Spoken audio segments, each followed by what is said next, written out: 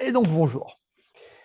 Euh, donc, on était parti sur l'idée de discuter de la non-action du Wu Wei. Euh, donc, selon vous, c'est quoi? Qu'est-ce que vous entendez, qu'est-ce que vous imaginez avec Wu Wei?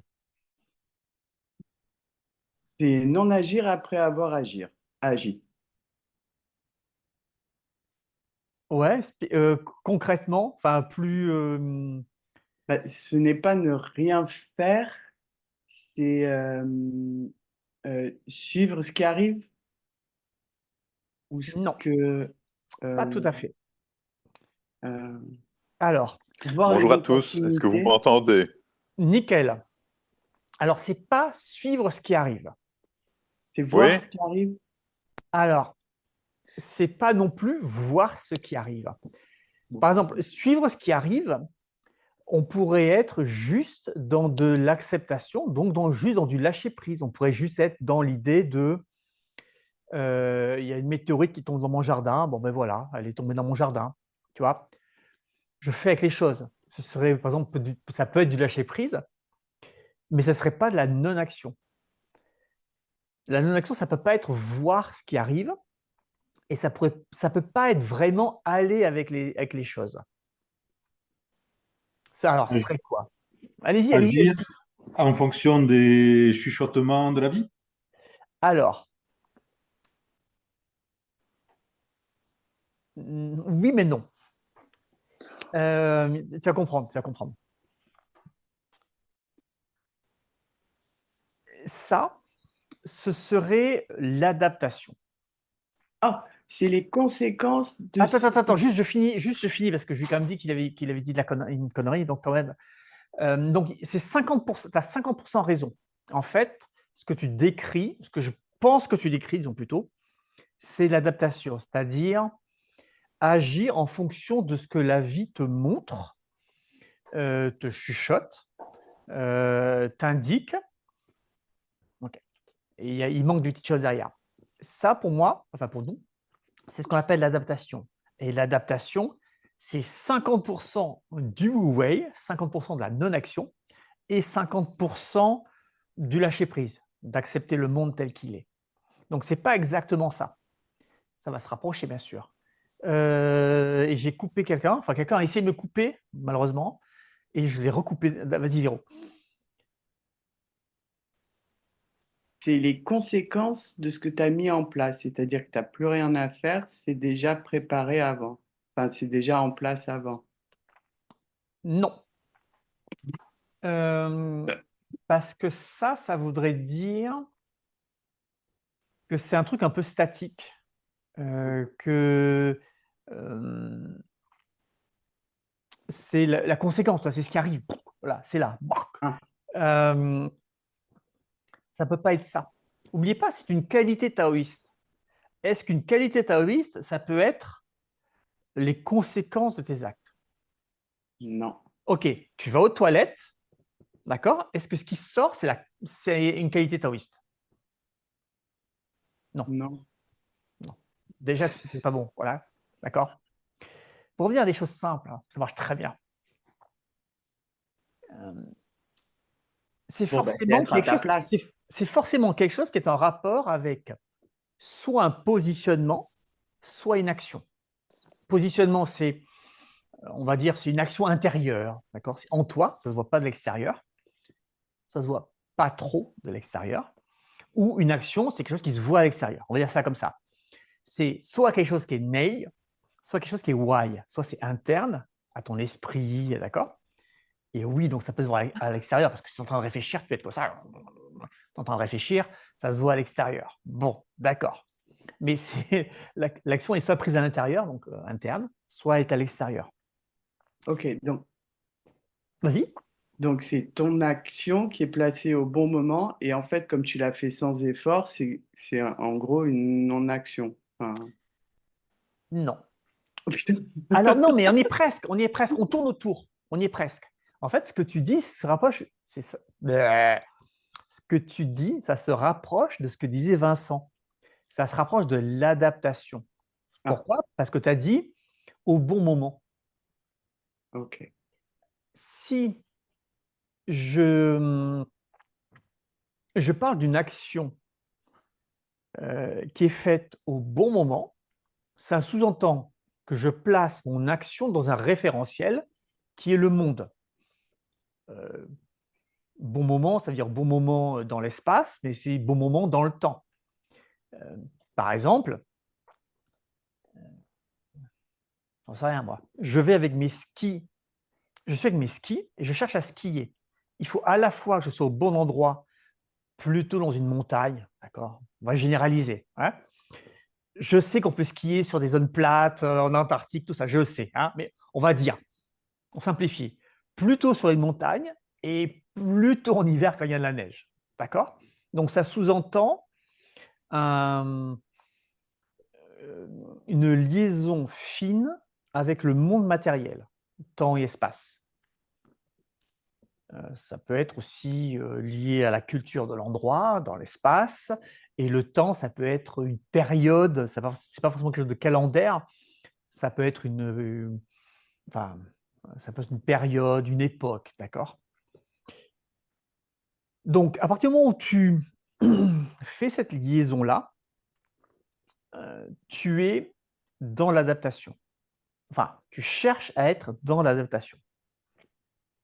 Et l'adaptation, c'est 50% du wu-wei, 50% du lâcher-prise. Ouais? Bah, du coup, Serge, Oui, vas-y, vas-y. pardon. Pour moi, c'est l'équilibre yin-yang du mécanisme de l'action, en fait. Tu fais juste ce qu'il faut pour avoir ton résultat, mais pas trop. Alors, on y est presque. C'est pas ça, mais c'est pas loin. C'est vraiment pas loin. C'est très intéressant de définir quelque chose parce que ça n'est pas. D'accord? C'est très intéressant. On le définit en creux. Dans la non-action, il n'y a pas de réflexion.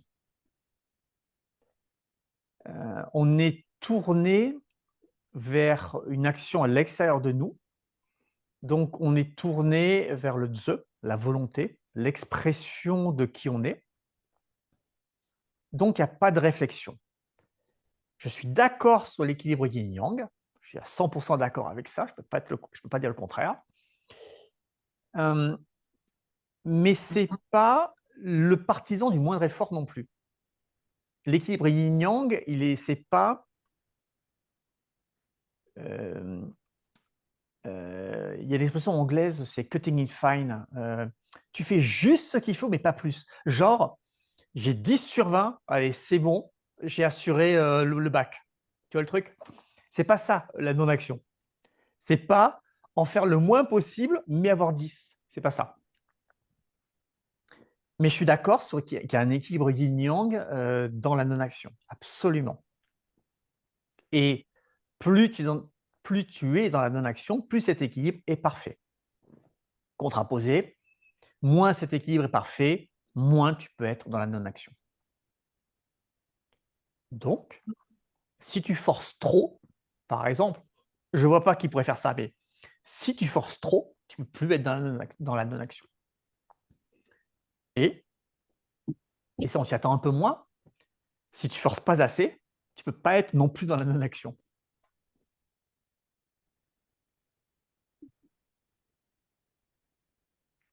Patricia, justement, Patricia, j'allais te dire, Patricia, toi qui n'as encore rien dit, vas-y. Tu Je m'as disais devancé. que peut-être le fait de ne pas avoir à faire d'efforts pour faire quelque chose, ça ne te demande pas une action spécifique, tu le fais naturellement. Alors, Un peu comme faire du vélo ou marcher maintenant quand on est grand. C'est de la non-action par rapport à un petit enfant qui essaye d'apprendre à marcher. oui. Et alors, oui, c'est pareil, oui et non. On va affiner. Donc, oui, je suis d'accord sur l'idée de l'absence d'effort. Je suis moins d'accord euh, sur l'idée du côté instinctif de la chose.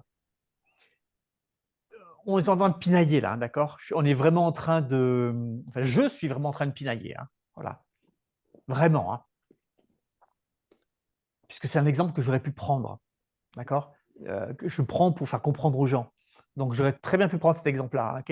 Donc, je suis vraiment en train de titiller pour aller plus loin. D'accord? Si tu prends respirer, par exemple, ce n'est pas vraiment de la non-action. C'est de l'instinctif. La non-action, tu as décidé de faire quelque chose, effectivement, comme marcher ou faire le vélo, tu le fais de la manière la plus optimale possible avec, avec tes compétences du moment. Et vu de l'extérieur, on a l'impression que tu ne fais rien. On va dire, tu n'agis pas. Tu n'es pas en train de faire quelque chose. Pourquoi? Parce que tu n'es pas en train d'avoir des gouttes de sueur qui coulent du front, qu'on ne discerne pas le yang dans ton action. Donc, il n'y a pas un excès de yang.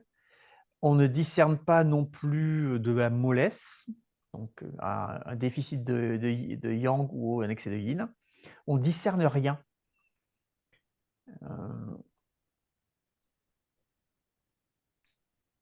C'est la différence entre quelqu'un qui va sauter, mettons, un muret, et il s'arrête, il regarde le muret, il va, 1, 2, allez, je vais, hop, et puis, il saute le muret, il arrive de l'autre côté, ok. Et quelqu'un qui fait, mettons, du parcours, et tu n'as pas l'impression que le muret présente le moindre obstacle. En fait, il intègre le muret dans sa course, dans le fait qu'il passe. Il n'y a aucune rupture de rythme. Il n'y a rien. Donc oui, hein, d'accord. Je pinaillais hein, sur l'histoire de la marche et du vélo. Hein, je pinaillais, hein, vraiment. On est dans ce côté naturel, mais on est en train de faire quelque chose, de réellement faire quelque chose.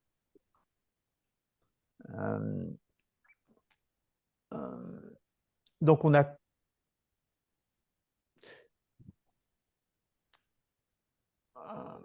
un marqueur intéressant de la non-action, qu'on retrouve dans la marche et le vélo, c'est que si on te demande comment tu le fais, tu es incapable d'expliquer. Vous ne pouvez pas m'expliquer comment vous marchez et vous ne pouvez pas m'expliquer comment vous faites du vélo. Ce que vous allez m'expliquer ne suffit pas à prendre quelqu'un qui ne sait pas marcher ou ne pas faire de vélo et à le rendre capable de réaliser ses actions. Donc, vos explications seront incomplètes, donc elles sont fausses. On va s'arrêter là. Ça ne marche pas, ça ne marche pas. Tu dis à quelqu'un, c'est très simple, faire de vélo, on te met dessus, tu n'as qu'à rester en équilibre et pédaler, et tu vas voir, ça va bien se passer. Il fait 10 cm et il tombe. Donc, vos explications ne suffisent pas. Aussi simple que ça. Hein. Ça rejoint l'illusion de la compétence dont je parlais dans le podcast. Il y a ce côté. Vas-y, excuse-moi. Non, c'est moi, c'est moi. Est-ce qu'on peut non-agir sur quelque chose qu'on ne connaît pas? Oui. Tu peux faire arriver dans une situation tout à fait nouvelle et puis quand même savoir non-agir. Oui, alors, attention, toujours pareil. Il y a de l'adaptation et de la non-action. Ce n'est pas pareil. Ah oui. La non-action, elle ne dépend pas d'une circonstance.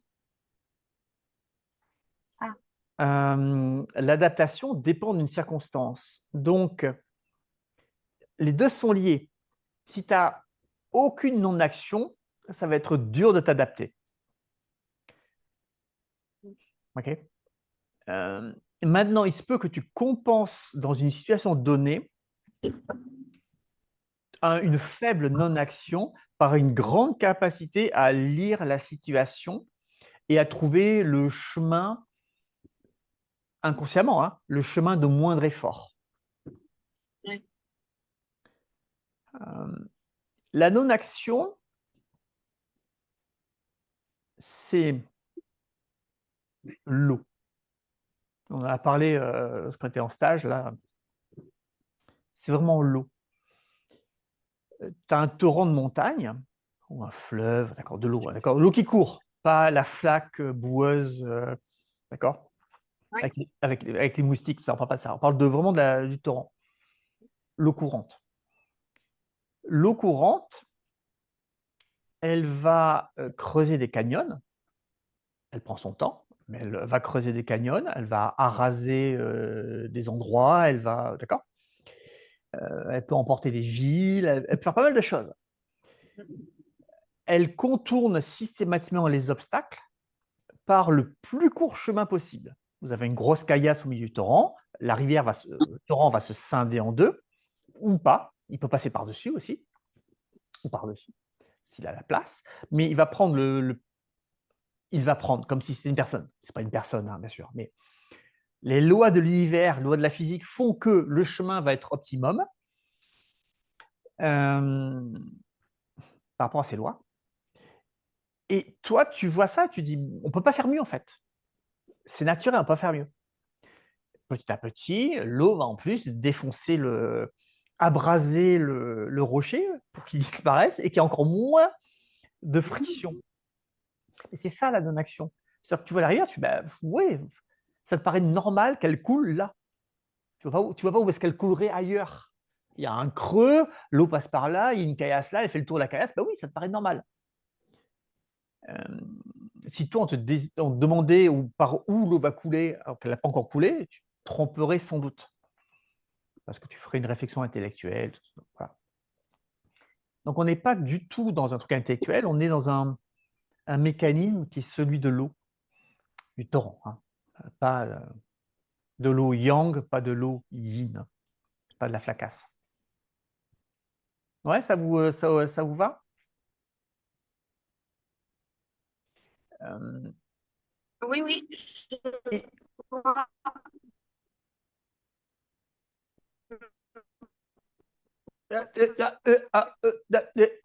on n'entend pas très bien là. Non, toujours pas.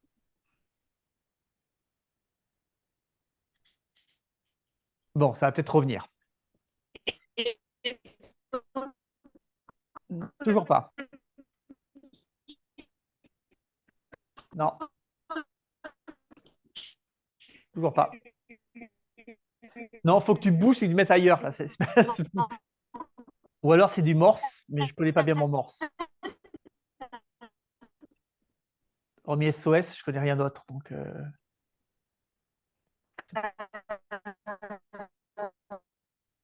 passe pas. Donc, il y a vraiment un truc de confusion entre adaptation et non-action. Et pareil, il y a un truc de confusion possible entre la cohérence, l'harmonie et la non-action.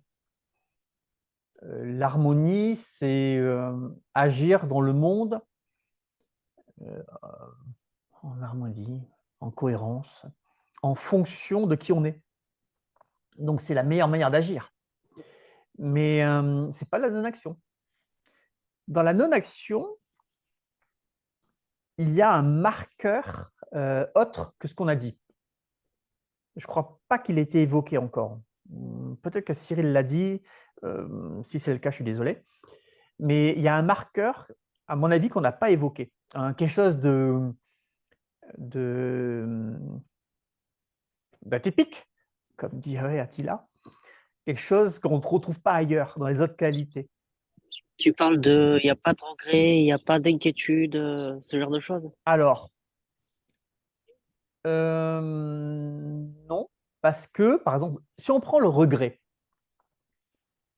dans l'empathie, il n'y a pas de regret. Dans la clarté, il n'y a pas de regret. Il y a plein d'endroits où il n'y a pas de regret. Donc, non, je ne dirais pas ça. Alors, dans le lâcher-prise, si tu ne l'as pas, tu vas avoir du regret. Dans l'adaptation, si tu n'en as pas, tu peux regretter de te planter. Dans l'ouverture d'esprit, tu peux regretter que les gens ne voient pas tes points de vue, par exemple, si ton ouverture d'esprit n'est pas assez bonne. C'est-à-dire que tu n'as pas, comme dans tes idées, le fait que les gens ont le droit d'avoir des opinions différentes de toi, même si ce qu'ils pensent est en contradiction avec les lois physiques observables par tout le monde. D'accord? Autrement dit, même si ce qu'ils pensent, c'est de la merde. Voilà, ils ont le droit. Ils ont le droit. Tu as le droit de rire aussi, mais ils ont le droit d'avoir des opinions différentes. Ils n'ont pas le droit de te les imposer, et toi, tu n'as pas le droit d'imposer les tiennes, mais ils ont le droit d'avoir des opinions différentes. Ceux qui veulent croire que la Terre est plate, ben, ils croient que la Terre est plate. Tant qu'ils ne m'obligent pas à croire ça, ça me va. Donc non, ce n'est pas le regret. Alors l'inquiétude, il y a un truc. Maintenant, l'inquiétude, le terme est pas assez précis parce qu'il pourrait désigner deux choses différentes.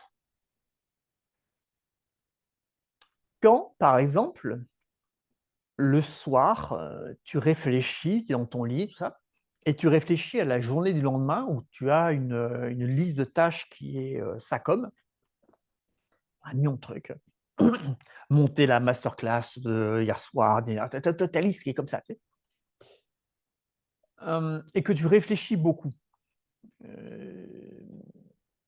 On pourrait dire que tu t'inquiètes sur la journée du lendemain. Tu vois ce que je veux dire? Bah, du coup, c'est la confiance. Ah oui, pardon, oui, la confiance, oui. Oui, du coup, ce serait non, mais non, toujours pas, on tourne autour. L'inquiétude, on pourrait mettre dans l'inquiétude deux choses. L'une d'entre elles, c'est le souci que tu te fais pour des choses qui ne sont pas encore là. Donc des angoisses, du souci, tu vois. Tu te mets la rate au courbouillon. On pourrait mettre ça. Et donc ça, c'est pas lié à la non-action. Alors, c'est pas lié directement à la non-action, c'est pas un marqueur de la non-action, c'est un marqueur de la réflexion. Serge, j'en voulais dire absence de peur en fait, dans ce sens-là. Voilà. C'est que t'as pas de peur et en plus quand tu fais l'action qui est réussie, t'as pas spécialement de shoot de dopamine ou machin, t'as juste fait un truc et c'est tout. C'est Euh, ça. C'est ça.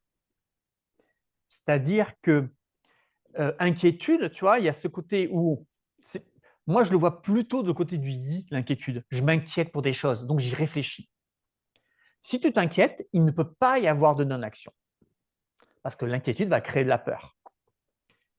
Dans la non-action, il n'y a aucune crainte, aucune peur. Tu le fais et il y a zéro émotion. Il n'y a pas ce shoot de dopamine ou ce shoot d'adrénaline. Non, tu le fais, il n'y a rien en fait. Il n'y a juste rien. Ça peut pas être, tu ne peux pas être dans la non-action quand tu penses à ce que tu vas faire, ou quand tu le fais, tu dis, mais si je rate, qu'est-ce qui va se passer? Ou quand tu dis, ouais, je vais réussir. Je suis en train d'imiter le fait de lancer une fléchette. Hein. Tu ne peux pas être dans la non-action là-dedans. Il n'y a juste rien dans la non-action. C'est le torrent qui descend, en fait. Il passe. Ou même le ruisseau, d'accord? Ou même l'eau qui ruisselle sur une petite pluie, hein, d'accord? Il n'y a rien, en fait. Il n'y a pas de tumulte, il n'y a pas de... il n'y a rien. C'est ça. Et Véro, tu avais dit un autre mot, confiance. Voilà. Alors, si dans confiance, tu mets le fait de ne pas avoir de peur, oui, mais la confiance, c'est aussi savoir que ça va bien se passer. Quand tu as confiance dans quelque chose, c'est que tu sais que ça va bien se passer. Et ça, ce n'est pas une absence de peur. Ça, c'est quelque chose qui est lié au pot. Tu acceptes que le monde, il existe. Donc, tu lui fais confiance. Ça ne veut pas dire que tu n'as pas peur. Je peux avoir confiance dans la structure d'un pont, un pont de singe. Vous voyez le genre de pont de singe, la Indiana Jones, ça traverse une gorge. Tu peux avoir confiance dans la structure du pont de singe. D'accord? Tu fais confiance. Et quand tu traverses dessus, les avoir à zéro. Ce qui serait sans doute mon cas. D'accord? Je fais Ouais. parfaitement confiance. Parce que si je ne faisais pas confiance au pont de singe, je ne traverserais pas. Je ne suis pas débile. Enfin, j'espère. Je ne traverserai pas. Donc, je fais confiance à la structure du pont, mais ça ne m'empêche pas d'avoir peur. La confiance, elle est liée au pot. C'est une espèce de foi dans le fait que le monde est bien fichu. Et donc, ce n'est pas l'absence de peur. Ok. Enfin, dans mon esprit en tout cas, d'accord? Puisque dans mon esprit, moi, je fais confiance au pont, hein, d'accord? Je peux passer en voiture sur un viaduc, mettons, je fais confiance au viaduc, je vois qu'il y a des camions qui sont devant, d'accord? Je fais confiance aux ingénieurs qui ont fabriqué le viaduc, il y a un paquet de voitures qui sont passées avant moi et le pont ne s'est pas effondré, donc je fais confiance. Ça ne m'empêche pas d'avoir un petit serrement quand même quand je vois le vide à ma droite. C'est indépendant. Ok. Et si du coup tu allies cette confiance dans la structure et que tu n'as pas peur en traversant, du coup, est-ce que tu es dans la non-action ou pas là? Tu vas être dans l'adaptation. Ah, ok. Dans la non-action, en fait, tu traverses et puis tu t'en fiches. Oui. En fait, dans la non-action, tu te fiches d'avoir confiance du truc. Ça ne veut pas dire que ce que tu vas faire va fonctionner. Hein. Ce n'est pas parce que Mhm. tu es dans la non-action que tu vas t'en sortir vivant. Non, bah non, oui, ça je comprends, oui. Ça. Je vais prendre un exemple. Tu sais plonger, et donc tu plonges de 2 mètres, 3 mètres, 4 mètres. Ok, voilà, tu plonges, tu sais plonger. Tu as un plongeoir à 15 mètres, tu arrives, tu ne poses pas de questions, tu plonges. Nickel, ton saut est parfait. Ça ne veut pas dire que tu vas survivre. S'il faut, tu n'en es pas capable. Hein. Donc, la première partie, où tu te jettes tranquille, nickel, tout ça, c'est la non-action. Après, quand tu vas arriver au niveau de la mer, ou de la piscine, de la surface aqueuse en dessous, on va être dans l'adaptation. Plutôt, hein, d'accord? Donc, s'il faut, tu vas t'écraser parce que c'est trop par rapport à tes compétences. Hein. Liaison avec le monde matériel. Tu vois la différence? Donc, Ouais. non-action, ton geste, il est juste dans l'absolu. Il est juste, il est sans crainte dans l'absolu. Donc c'est pas judicieux d'essayer d'y être tout le temps? Si, il faut y être tout le temps. Parce que c'est la seule possibilité d'être dans l'adaptation tout le temps. Et l'adaptation, c'est être en phase la plus parfaite possible avec le monde qui t'entoure. Et cette adaptation, elle découle à 50% de la non-action. Il faut que ton geste soit juste au bon moment. Si ton geste il est faux tout le temps, même si c'est le bon moment, ça va être compliqué. Je reprends mon exemple de plongée. Si je ne sais pas plonger, que je plonge de 50 cm, d'1 mètre, de 2 mètres ou de 15 mètres, ça va mal finir, je vais me faire mal. Donc il faut au moins que mon geste soit un peu juste. Au moins. Dans certaines limites, bien sûr. Le geste n'est jamais parfait. On est imparfait. Donc le geste ne sera jamais parfait dans l'absolu, mais suffisamment parfait. D'accord? Suffisamment juste. Il faut au moins ça. Et ensuite, tu plonges à la bonne hauteur et dans une eau qui a une température sympathique. Tu ne vas pas plonger dans une eau à 3 degrés, par exemple, parce que le choc risque d'être un peu violent et tu risques de ne pas ressortir de l'eau. Adaptation. Donc, pour vivre dans l'univers de la meilleure manière possible, d'aller le plus loin sans se prendre des murs, des portes dans la face en permanence, il faut de l'adaptation. Et c'est 50% de comprendre le monde, lire le monde et accepter que les choses sont telles qu'elles sont. Donc, aller avec. Et 50%, toi qui fais le bon geste. Alors, là, on parle de geste physique, mais vous vous rendez bien compte que cette qualité, elle s'applique aussi à des choses qui sont beaucoup moins physiques que plonger ou faire du vélo. Changer de travail, se mettre avec le bon partenaire, quitter son partenaire. Tout ça, ce sont des choses qui rentrent dans le cadre des qualités, hein, d'accord? Il faut appliquer des qualités là-dedans. Ce n'est pas juste plonger ou lancer une fléchette. Je prends des exemples physiques bateaux, mais ça s'applique dans tous les actes de la vie. Ça répond à ta question, Vincent? Enfin, pas ta question, ta remarque. Un petit peu, ouais. Dis-moi ce qui coince alors. C'était par rapport à l'exemple de c'est dans le Huawei, à 15 mètres, tu sautes et puis tu meurs. Ouais, Mais du coup, j'imagine qu'il y a 50% d'adaptation c'est ça. et l'autre 50%, c'est quoi? 50%, c'est tu sais bien plonger, enfin, tu t'es lancé sans crainte avec le bon départ. Le geste, quoi.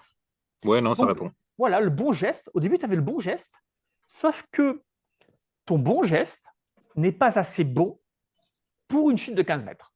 Oui, il y a besoin du bon sens aussi, quoi. Il y a besoin d'être en accord avec le monde.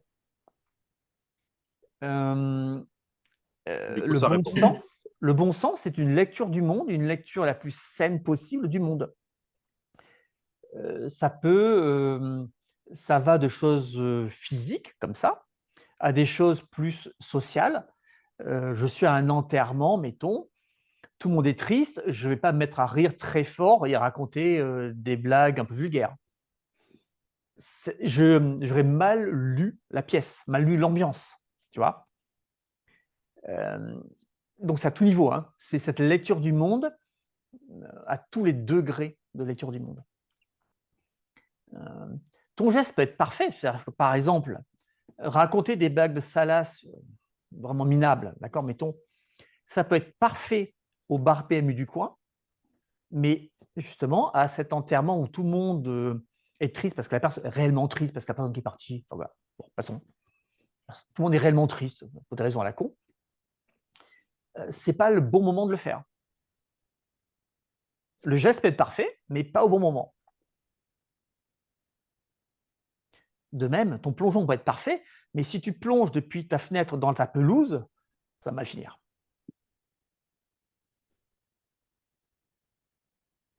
Et tu peux ne pas avoir peur. Hein. Geste parfait, tu n'as pas peur. Wow. Au revoir.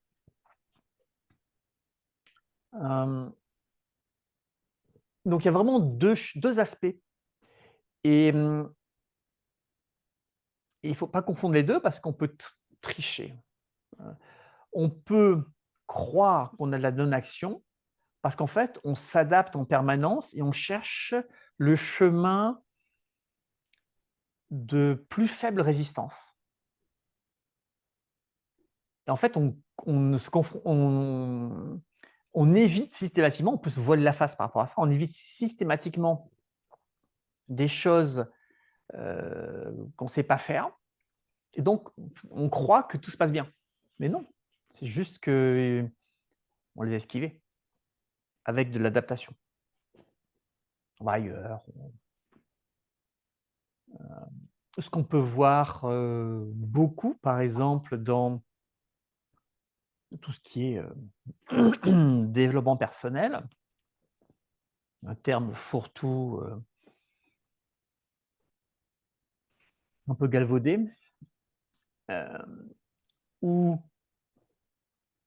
une partie des gens vont croire que ce qu'ils font, c'est correct parce qu'ils esquivent tous les exercices, tous les travaux dérangeants. Donc, par exemple, ça peut être de regarder le marécage qu'est leur esprit mais ça peut être aussi de ne pas travailler physiquement.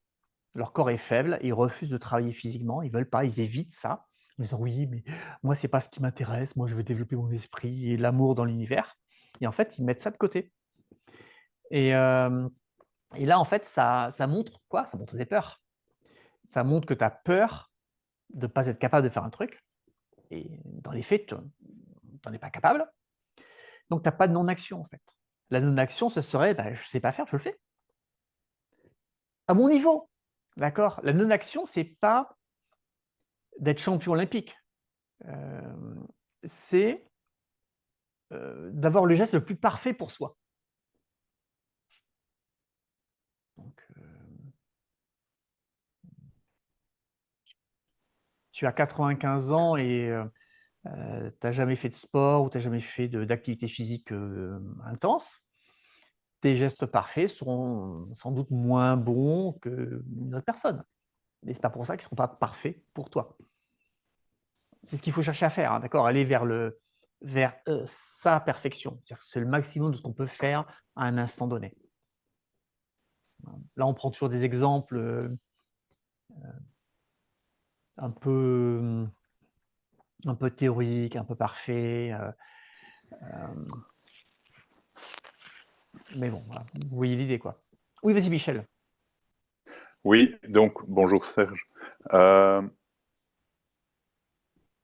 tu dis on peut ne pas avoir la bonne action et se leurrer parce qu'on a une bonne adaptation et on s'arrange pour aller en gros là où on n'a pas de peur. Hein. En gros, c'est ça. On évite de confronter ses peurs. Mais tu dis l'adaptation, c'est 50% en action, 50% lâcher prise. Donc, comment c'est faisable d'avoir une très bonne adaptation sans avoir de non-action? Alors, c'est pas possible. J'ai pas dit qu'elle serait très bonne. Ok. Il y a des cas où, quand on va te mettre dans la situation où tu ne peux pas t'échapper, tu ne sauras rien faire. Donc, elle n'est pas très bonne. Tu vas t'illusionner sur le fait qu'elle est bonne. C'est pas pareil. Elle va être. Alors, quand je dis 50%, on est d'accord que j'essaie de vous donner un cadre théorique. Il n'y a pas de chiffres sur les qualités, il n'y a rien de tout ça, d'accord? C'est juste un cadre théorique pour aider notre pensée, hein, d'accord? Mais tu peux t'illusionner donc sur le fait que tu as une bonne adaptation parce que tu n'es jamais confronté aux choses qui te font peur. C'est comme ces gens qui vont te dire qu'ils gèrent très bien les relations humaines et compagnie. Et puis, dès qu'on les prend, qu'on les met dans une autre culture, ils sont à l'étranger, c'est fini, ils n'arrivent plus à rien faire parce que les gens pensent différemment. Et ils sont incapables de comprendre pourquoi les gens pensent différemment, ils sont incapables de s'adapter en fait. Donc, tant que tu es dans ton milieu, dans ton univers protégé, tout fonctionne bien. Et donc, tu peux avoir l'impression que tu as de l'adaptation. Alors que non, ce n'est pas le cas. C'est juste soit consciemment, tu t'es organisé ton univers, ton micro-univers, soit tu as eu de la chance. Ce qui est possible aussi, d'accord? Ce n'est pas forcé que ce soit un acte volontaire de ta part. On ne va pas faire de polémique, mais les hommes politiques, ils vivent dans leur univers, ils l'ont pas forcément extrêmement choisi. En fait, ils vivent dans cet univers-là. Ils n'ont jamais vraiment travaillé de leur vie, ils savent pas ce que c'est. Bon. C'est pas vraiment c'est un choix, mais depuis très longtemps. Donc, ils sont tellement éloignés qu'ils ne se rendent pas vraiment compte que c'est un choix. Ils n'ont pas créé un petit univers partagé pour eux. Ils sont juste en dehors depuis leurs études, tout ça. Tout leur parcours est en dehors de la vie normale. Donc, normal qu'ils soient déconnectés des gens. Et ils n'ont pas d'adaptation, ça c'est clair. Puisqu'il suffit de les contredire et ça part mal, ils ne répondent pas aux questions. Voilà, donc à partir du moment où tu n'es pas capable de répondre à une question, c'est que tu n'as pas d'adaptation. Tu es un menteur déjà, donc ça va pas fonctionner. L'adaptation, on te prend, on te met n'importe où, Et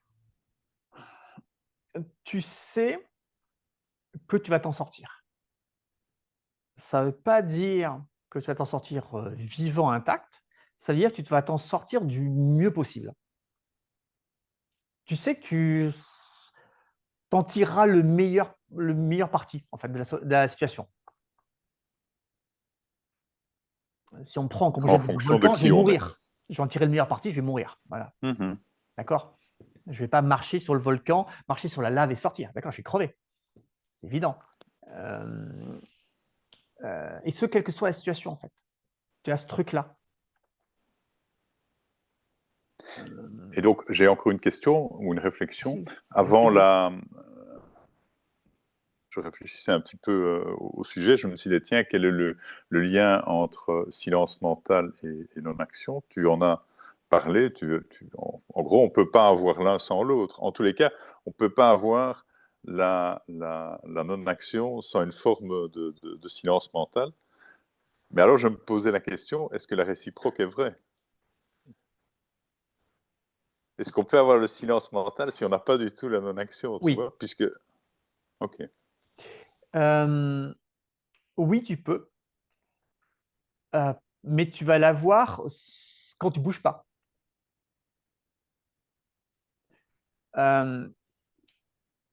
On te pose, tu n'as rien à faire. Tu n'as pas d'action à faire.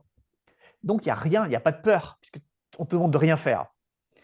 Et il se peut qu'à ce moment-là, tu aies du silence mental, avec des exercices ou sans exercices, peu importe. Par contre, dès qu'on va te dire, OK, maintenant tu vas parler à machin chose et tu vas l'insulter. Et là, tu fais, ah, mais mon Dieu, pourquoi je l'insulterais, tout ça, et puis il se passe des trucs, et tu as peur, et machin. Alors que c'est un exercice et que c'est pour rigoler, par exemple, d'accord? Parce que là, tu vas devoir passer à l'action. Et de l'autre côté, si tu n'as pas de silence mental, quand tu vas vouloir passer à l'action, bah, tu vas réfléchir dans ta tête. Donc, il y a des chances, et moins tu as de silence mental, plus il y a de chances, que tu réfléchisses au moment d'agir. Et ça va couper net la non-action, puisqu'en fait, ton mental va chercher à diriger les efforts que tu fournis. Et donc, il va se tromper, parce que ce n'est pas à lui à diriger les efforts. Lui, il est juste là pour planifier ce qu'on va faire, et après, il délègue. Donc, oui, on peut avoir le silence mental sans la non-action, parce que tu peux faire le silence mental sans bouger. C'est compliqué d'avoir la non-action sans silence mental, parce que le mental va se mêler de l'action. Oui, quand tu es dans une situation où tu n'as pas besoin d'agir, forcément, peu importe d'avoir ou non la non-action. C'est ça. C'est le truc des méditants. Le truc, Mhm. j'aurais dû rajouter le mot pourri des méditants. Ils sont là, ils méditent, tout ça, avec le petit sourire. Je fais avec le sourire. Voilà. Et tout se passe bien dans leur tête. Ah, c'est super, j'ai le silence mental, tout va bien. Ah, je suis calme et reposé et compagnie.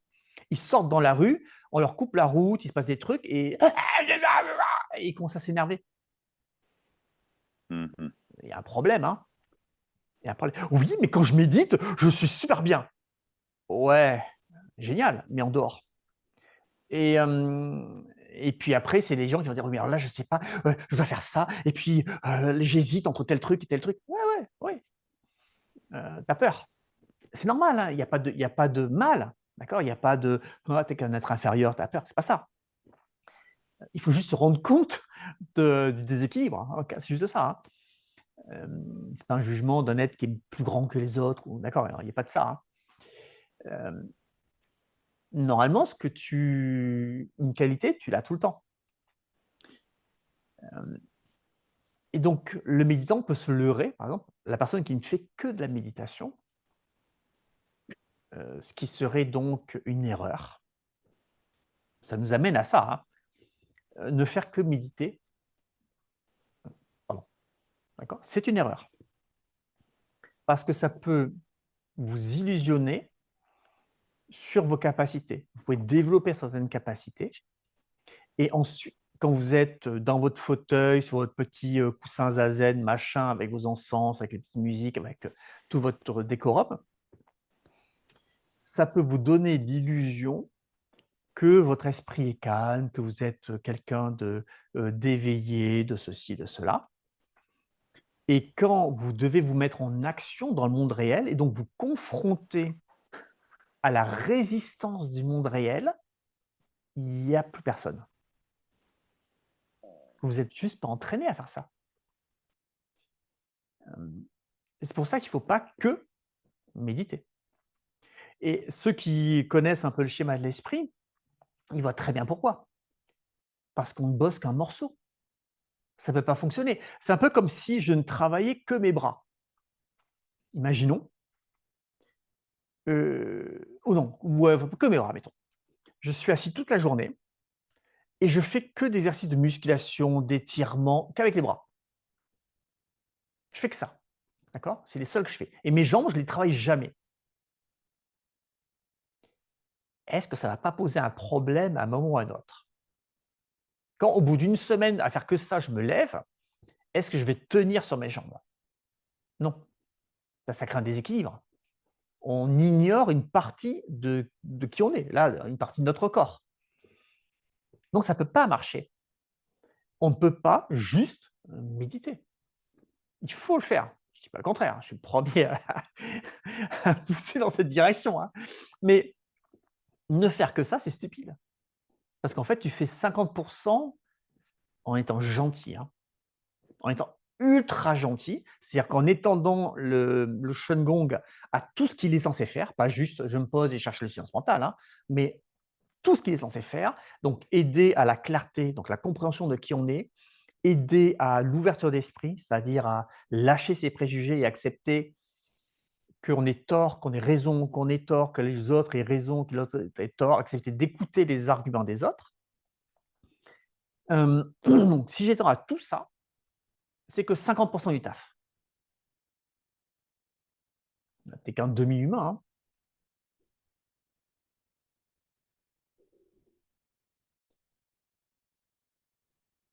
Désolé. Hein. Demi-humain. C'est pour ça que dans notre tradition, on va chercher à équilibrer avec du passage à l'action.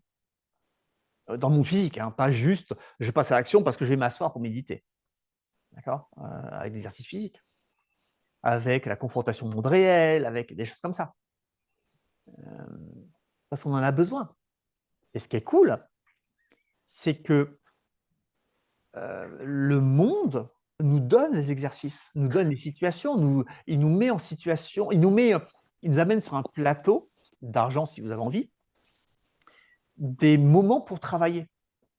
Vous êtes dans un embouteillage, comme je disais en podcast, vous êtes à la caisse du magasin, vous attendez le bus, le train, vous attendez le train, il a 1 heure de retard parce que un accident quelque part ou quelqu'un s'est jeté sous des rails, enfin peu importe. Vous avez tout le temps des trucs à travailler. Il fait beau, il fait trop chaud, il fait trop froid, il pleut, il vente. Il y a tout le temps un truc qu'on peut utiliser en fait. Votre voiture, elle perd de l'huile, vous avez crevé un pneu, vos poules sont attaquées par un renard, une buse attaque vos poules. Enfin, il y a toujours un truc. Il y a toujours un truc dans le monde à utiliser. Donc ça, c'est cool. Par contre, il faut le faire. On ne peut pas se réfugier dans sa méditation pour fuir le monde. Hein. C'est ce que font les gens dans les monastères. Et ils se sont rendus compte que ça ne marchait pas. C'est pour ça que les moines, enfin, sauf dans certains pays où ils en foutent pas trop, mais par exemple les moines chrétiens, ils bossent quand même. Peut-être pas dans tous les ordres et compagnie, mais ils font de l'agnole, ils font pousser des plantes, ils avaient des champs, enfin, il y a des trucs, ils font des activités, quoi.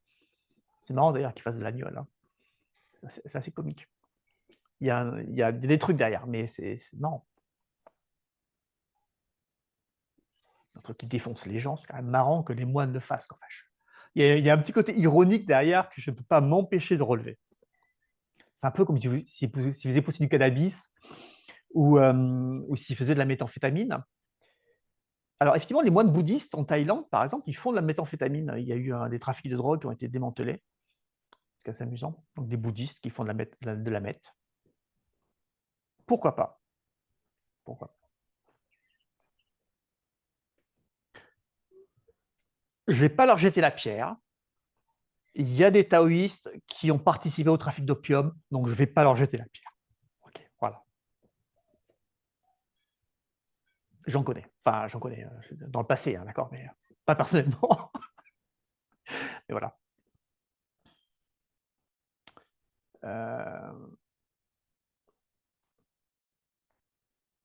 Donc oui, donc la non-action, on est à l'opposé de la réflexion. Et ça ne veut pas dire qu'on fait n'importe quoi, puisque c'est le geste juste. C'est clair, ça? Et est-ce que, corollaire, est-ce que j'ai répondu à ta question, Michel? Est-ce que c'était bien clair? Oui, je vois bien le lien. Pour moi, c'est clair. Et donc, à part proposer les exercices que la vie nous propose ou les opportunités que la vie nous propose pour pratiquer, il y a des exercices spécifiques pour travailler Ouais. dans l'action? Oui. Le meilleur, enfin, pardon, les meilleurs, c'est les arts de combat. Ok. Quand... Ah ben, tu poses la question, je réponds. Tout Je à dis fait. les meilleurs, je commence par les meilleurs et on finira par les plus pourris, si tu veux. Je ne vais pas commencer par les plus pourris, enfin, d'accord. Quand il y a un sabre qui vient vers ta face, tu ne peux pas te dire, alors oui, qu'est-ce que je vais faire? Alors, ce serait peut-être une bonne idée. Alors, si je me déplaçais par là, mettons de 43 degrés, 5, et qu'en même temps, tu ne peux pas. En fait, tu es obligé d'agir par le plus court chemin avec la manière la plus fluide possible. Fluide, l'eau, d'accord, hein, la plus fluide possible, la plus simple possible. Parce que sinon, ça ne fonctionnera pas. C'est pour ça qu'une partie des arts martiaux, donc on s'éloigne du combat, on va vers une recherche plus ou moins spirituelle, ne fonctionne pas, parce qu'ils sont dans une complexité. Or, ça peut être que dans une simplicité. Un art de combat, ça ne peut être que simple, ça ne peut pas être compliqué. Sinon, ça ne marche pas, puisque tu n'as pas le temps, en fait. Ça doit être aussi simple que l'eau. D'où le fait que tu as souvent l'image de l'eau dans les arts martiaux, où on va dire soit comme un torrent, machin, un truc comme ça. Ça vient de là. Hein. Ça ne veut pas dire que tu dois te faire pipi dessus. Hein, d'accord. Donc, tu as ça dans les arts de combat. C'est beaucoup mieux avec des armes, avec des lames. Pourquoi? Parce que ça fait peur, tout simplement. Si on se dit, on va se papouiller et on va faire un combat de chatouille, tu vas peut-être pouvoir tenter de faire des trucs réfléchis. Si on se dit, on met des casques et on va se filer des baffes, mais pas trop, gentiment, puis on ne vise pas trop la tête et compagnie, et dès qu'il y en a un qui dit stop, on arrête, tu peux encore prendre ça comme un jeu, il n'y a pas trop de peur. Ça dépend des individus, je suis d'accord, mais il n'y a pas trop de peur. Si je te dis, je te mets un sabre dans la main, j'en prends un, même si le sabre n'est pas aiguisé, et si je te dis, t'inquiète pas, je fais extrêmement attention, je ne vais pas te blesser, et que je t'attaque, tu vas avoir peur. Sauf si tu t'y connais, bien sûr, mais tu vas avoir peur. Parce qu'il y a quelque chose d'extrêmement atavique en nous qui voit le sabre et qui dit danger, danger, tout. Ça marche aussi avec des couteaux, d'accord, mais le sabre, c'est bien parce que ça se voit. Je pense qu'on peut le faire avec des haches aussi, d'accord. Je ne suis pas ou des épées, hein, d'accord. Je suis pas sectaire vis-à-vis du sabre ou de la machette, hein, mais ça se voit, d'accord. Tu as une arme et elle se voit. Ça marche moins avec des bâtons parce que tu sais qu'un bâton, tu peux prendre un coup de bâton, ça ne fait pas grand-chose.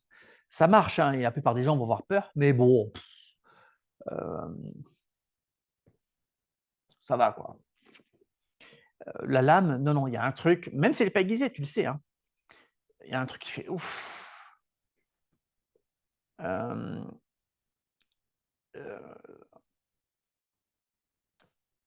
On peut même voir ça avec des faux trucs en aluminium tout pourri, avec un tranchant qui est épais de 5 mm, où les gens, s'ils le prennent en main, ils ont déjà un peu plus de respect.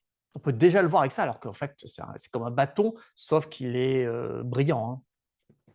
On peut déjà voir cette notion de respect où Voilà.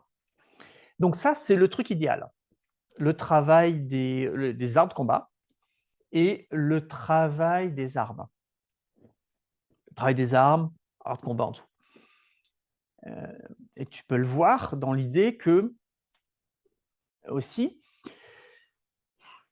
tu dévies l'arme adverse, mettons, et ton arme, elle va trouver naturellement, si tu la laisses faire, elle n'a pas d'intelligence, l'arme, bien sûr, hein, c'est une manière de dire. Hein. Si tu la laisses faire, elle va trouver naturellement la faille dans la défense, elle va couper au bon endroit. Si tu ne la laisses pas faire, donc absent de non-action, tu vas taper sur un os, tu vas taper dans un endroit qui ne sert à rien. Qui sert à rien, c'est-à-dire que la personne est coupée et ça ne va pas la gêner.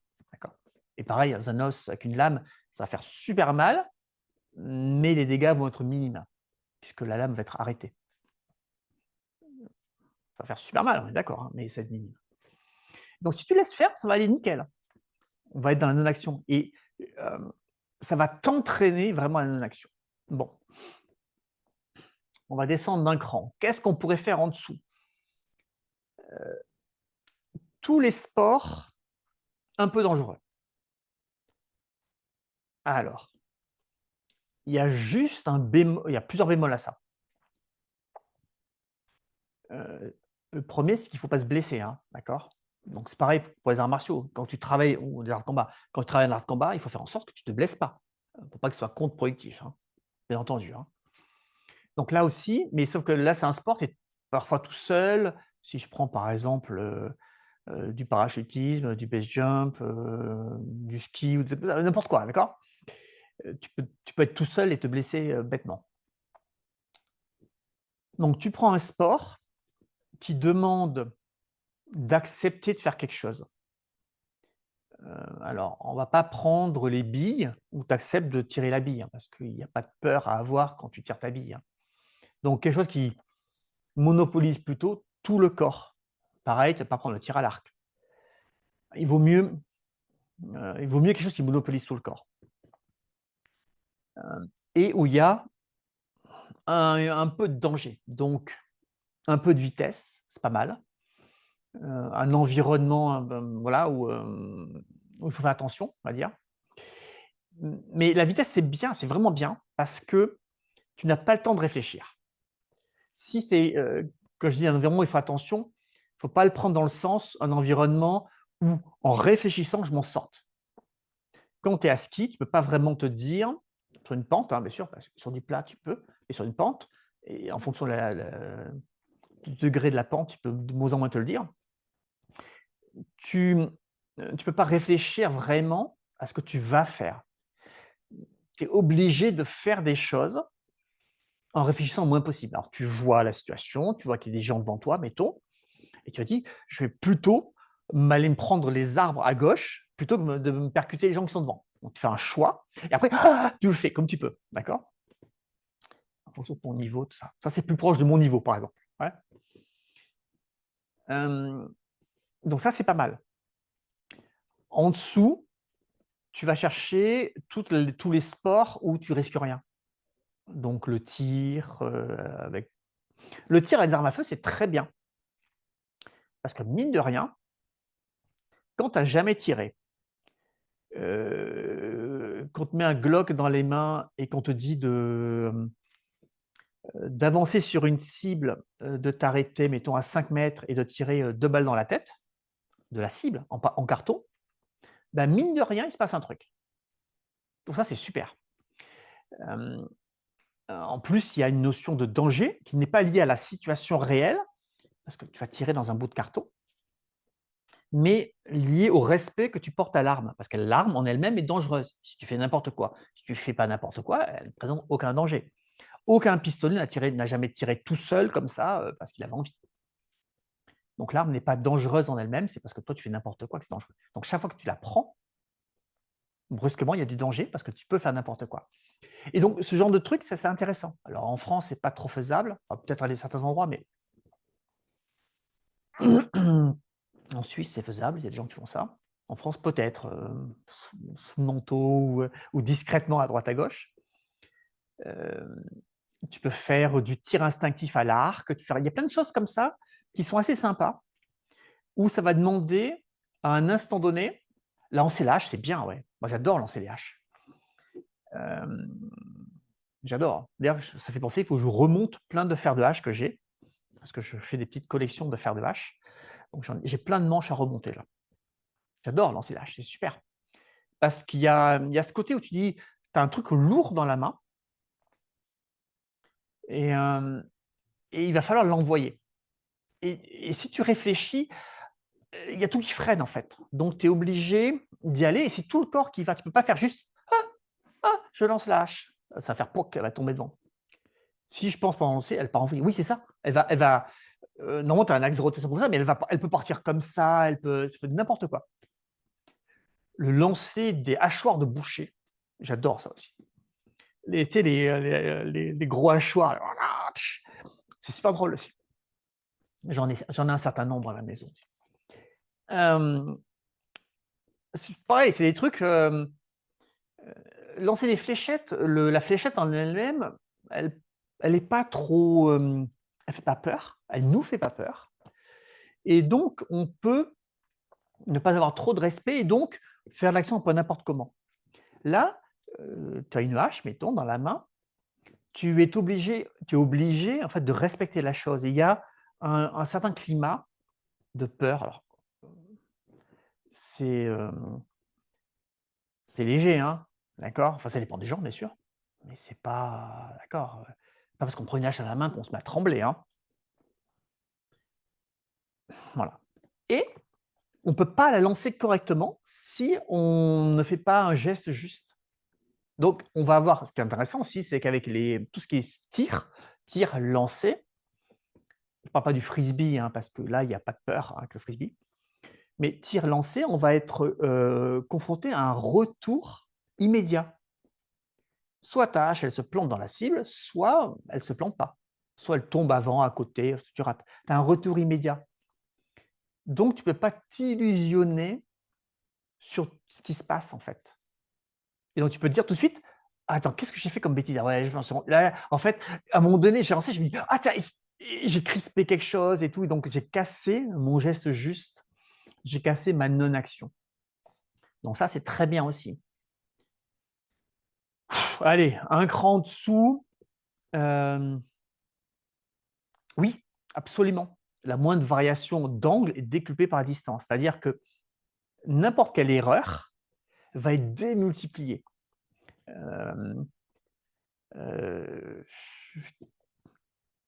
as 5 degrés tu as 2 degrés d'écart. À 1 mètre, ça ne se voit pas. À 10 mètres, ça va commencer à se voir, quoi.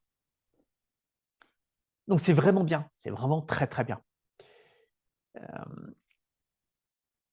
C'est très bien si on fait ça, toujours pareil, il faut qu'on fasse ça correctement. C'est-à-dire que si vous prenez on va rester sur le lancer de hache. Tu prends une hache et juste tu vas dehors et tu lances ta hache, il ne se passera rien. Rien. C'est comme si tu fais un qigong. Ouais, super, j'ai fait mon qigong aujourd'hui. Il ne va rien se passer. C'est comme si tu fais ta méditation, tu te poses et tu fais rien ou tu fais n'importe quoi pendant ta méditation. Il ne va rien se passer. Ce n'est pas l'activité qui compte, c'est comment tu l'as fait. Donc, quelles sont les intentions que tu mets? Quelle est l'attention aux détails que tu portes dans l'activité? C'est ça le secret, hein. J'en parlais hier soir dans la masterclass. Le secret, il est là. Il faut faire attention à tout. Et à ce moment-là, tout peut devenir un truc de non-action. Donc, un cran en dessous, tu vas avoir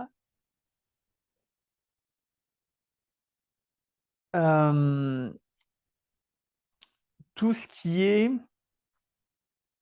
travaux manuels. Donc, la calligraphie, par exemple. Ou si tu réfléchis à comment tu vas faire les choses, tu vas foirer. Mais là, vous voyez qu'on commence à aller dans du ultra spécifique, hein. Donc, si tu descends jusqu'à la calligraphie, il va falloir ensuite que tu étendes ça à d'autres choses.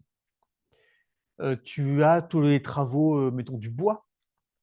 Tape avec un ciseau à bois et un maillet sur un bloc de bois pour faire une mortaise, creuser un truc. Ok. Tu es obligé d'avoir un geste juste, sinon tu vas vraiment galérer. Rabote du bois, tous ces trucs-là, tu es obligé d'avoir un geste le plus juste possible. Tu peux étendre ça à de la pâtisserie, des trucs comme ça. Mais là, vous voyez qu'on commence à être loin de la qualité, hein, parce qu'après, il faut repartir du fait que tu es capable de battre des bancs en neige à la main, au fouet, sans problème, et être capable de transposer ça ailleurs. Bon courage, hein. Je ne dis pas que ce n'est pas possible. Je dis juste que ça va être compliqué, parce que c'est très éloigné de la vie. Et il n'y a pas de peur. Quand tu bats tes bancs en neige, tu foires, tu foires. Quand tu lances la hache et qu'elle rebondit contre la cible et qu'elle revient vers toi, normalement, il se passe un truc, hein. Soit tu es totalement inconscient, soit tu es ouh. Et la fois suivante, tu la prends, tu as un peu plus de respect. Battre des blancs en neige ou raboter un bout de bois, tu fais une bêtise, bon là, il n'y a plus cette notion de peur. Donc on s'est encore éloigné. Donc voilà, là vous avez une idée d'une graduation. Ce sont des idées, hein. Une graduation d'exercices qui peuvent servir à développer n'importe quoi, la non-action. Je dis tellement souvent qu'il faut développer le lâcher-prise que là, je voulais le caser aussi. Mais désolé, développer la non-action. On pourrait inventer sans doute plein d'exercices, hein.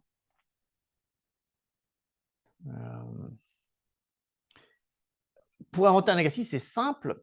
Il faut prendre en considération le fait que vous devez faire un geste, que le geste il doit être le plus large possible. Donc, battre des blancs en neige, vous avez un seul geste. Les arts de combat, vous en avez plein. Vous avez toutes les directions possibles et il n'y a rien de prévu. On est très loin. Vous allez développer plein de choses en fait. Donc, plus le geste est spécifique, plus ça va être compliqué. Plus le geste est large, plus ça va être intéressant. Vous êtes en ski, les gestes ils sont limités aussi, pareil. Bon, ça c'est le premier truc, il faut que les gestes soient assez larges.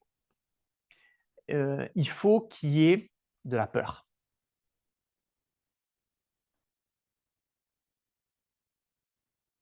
Ça va être compliqué sans peur. Puisqu'en fait, tu n'es pas confronté au problème, donc tu ne vas pas te rendre compte si tu as de la non-action ou pas. Donc, il faut avoir peur. Peur, ça ne veut pas dire que tu as les jambes qui tremblent et que tu es paralysé, hein. Ça veut juste dire que tu as un moment où tu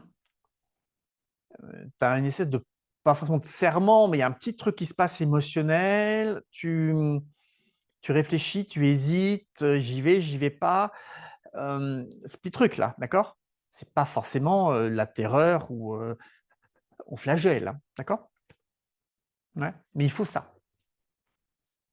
Sachant que si c'est trop fort, tu ne peux pas passer à l'action, donc ça ne marchera pas. Il faut que ce soit dosé, encore une fois, d'accord?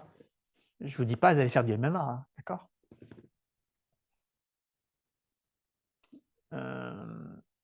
Et puis voilà, là vous avez de quoi faire 1 milliard d'exercices. Serge, qu'est-ce que tu penses, par exemple, des jeux vidéo par rapport à ça? Parce que moi, j'ai l'impression de travailler ce genre de truc dans des jeux vidéo de tir compétitif, où il peut y avoir de la peur, j'ai l'impression, et ou des jeux vidéo de combat où des fois tu te fais surprendre ou des choses comme ça. La peur, t'exagères un peu quand même. Alors, je veux bien que si tu joues à un jeu genre Alien, d'un style Alien, un truc comme ça, que tu es dans le noir, que tu as mis la musique angoissante, je veux bien croire que tu te mets dans l'ambiance et tout ça et que tu as un petit peu peur. Mais là, on est de l'ordre, je pense, de la calligraphie, quoi. Parce qu'après, il va falloir le mettre dans la vraie vie, quoi. Il n'y a pas de Mais retour physique, tu risques rien. ouais, voilà, t'es pas en action, enfin, t'as pas d'action physique et donc tu travailles que ton cerveau en fait. Tu travailles l'impression, tu travailles une simulation de la non-action. C'est pas mal, mais c'est pas la non-action. Tu lances une hache contre une cible, elle te rebondit dessus, tu vois, c'est autre chose que dans Call of Duty, je tire sur des gars, ils se retournent, je les ai ratés, ils vont me tirer dessus. C'est autre chose. Parce qu'au pire, tu respawns Quoique. 5 secondes plus tard à ton point de spawn. Hein. Lorsque la hache, elle rebondit contre la cible, qu'elle revient vers toi, tu ne sais pas si tu vas respawner ou si tu vas Maintenant, aller à l'hôpital. Hein. maintenant, avec la réalité virtuelle, à mon avis, on peut être mis dans des conditions où on peut avoir bien peur. Mais bon, Ouais, c'est un d'accord. détail. Oui, mais c'est pareil, t'as pas de réaction physique en fait. Tu n'y crois pas trop. Enfin, bon, c'est Ouais. bon, tu y crois à moitié, quoi. Je suis d'accord. J'ai fait une expérience, j'étais immergé dans l'eau dans une cage avec un requin qui avançait. Eh bien voilà, mon appétence naturelle pour la peur m'a fait arrêter l'exercice tout de suite. Je peux comprendre. Hein, je Enfin, peux comprendre. l'expérience tout de suite. Est-ce que tu avais un couteau dans ta cage ou pas? Parce que moi, j'ai un couteau dans ma cage, le requin, je le défonce. Euh, euh, Mais je bon, suis d'accord. mais Non, mais juste, attends, je suis d'accord avec toi, Michel. On peut faire beaucoup de simulations dans l'esprit, et on en fait dans le Shen-Gong. On en fait.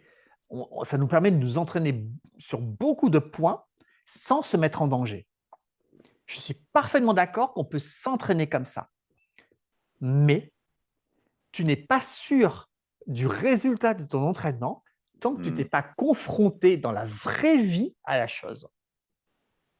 Donc, vous voyez, dans tout ce que je vous dis, par exemple, tous les travaux sur les phobies, trucs comme ça, on fait des exercices sur une phobie, mettons, tu as la phobie des araignées, je ne vous dis pas d'aller acheter des araignées dans un magasin d'animaux exotiques et de vous les mettre sur le corps. Vous allez imaginer des situations et on va travailler dessus. On va faire les exercices dans votre esprit. Maintenant, quand est-ce que vous savez que ça fonctionne?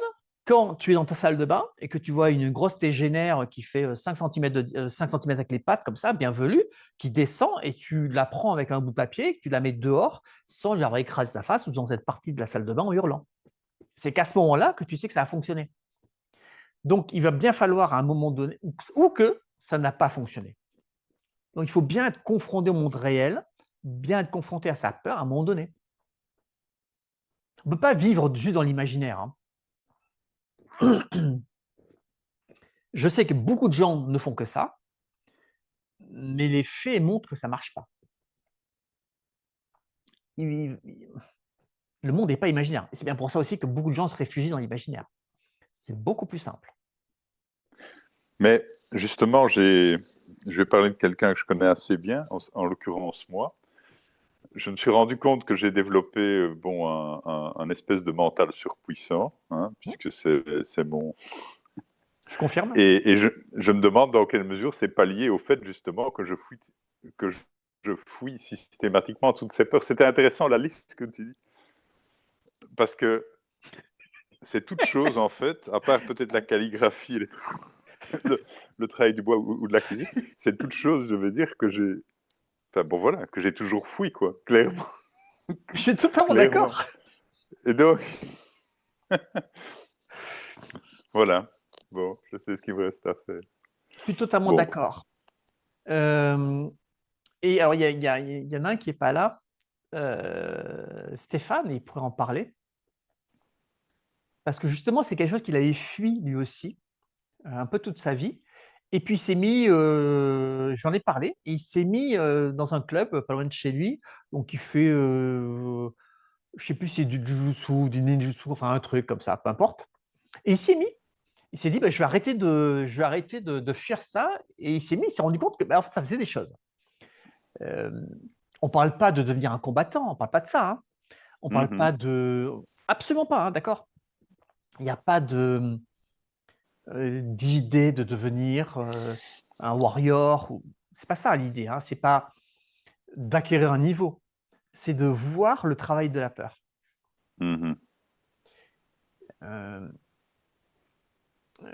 si tu vas dans un bon cours de self-défense, un vrai bon cours de self-défense, une partie du travail, c'est la gestion de la peur. C'est peut-être même le plus gros du travail.